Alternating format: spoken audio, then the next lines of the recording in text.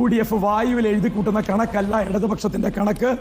വിജയാഹ്ലാദ ഗാനമൊക്കെ ഇറക്കി വെച്ചവര് ഇന്ന് രാത്രി തന്നെ കേട്ട് ആസ്വദിക്കുക. മാത്തൂരിലെയും കണ്ണാടിയിലെയും. ചുമ്മാ തങ്ങിയെന്ന് തോറ്റാ പോരെ, അതിന് ഈ വീരവാദം വേണോ? ചുമ്മാ തങ്ങിയെന്ന് തോറ്റാ പോരേന്ന്.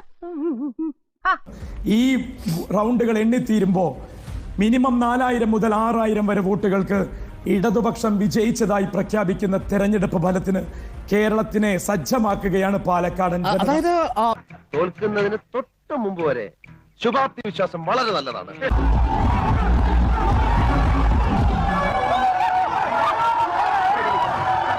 തോക്കുമ്പോഴും ദേഷ്യപ്പെടുമ്പോഴും അപ്പൂട്ടന്റെ മുഖം കാണാൻ നല്ല ചേല അമ്മായി. 23-ാം തീയതി റിസൾട്ട് വരുമ്പോൾ ഈ പാലക്കാട് ടൗണിൽ UDFന്റെ കൊടികൾക്കൊപ്പം SDPIയുടെ കൊടികൾ കൂടി ഉയർത്തിയുള്ള ഒരു ആഹ്ലാദ നൃത്തം പാലക്കാടും കേരളവും കാണേണ്ടി വരുമോ? ഇതാണ് ചോദ്യം. UDF വിജയിക്കുമെന്നൊരു പ്രതീക്ഷ.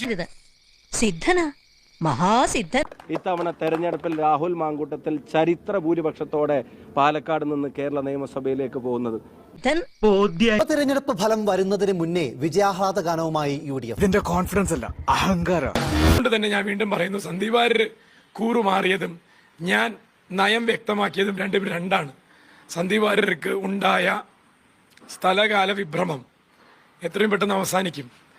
കോൺഗ്രസ് എന്തോ മഹാ സാധനമാണ് എന്നുള്ളതാണ് അദ്ദേഹത്തിന്റെ ധാരണ.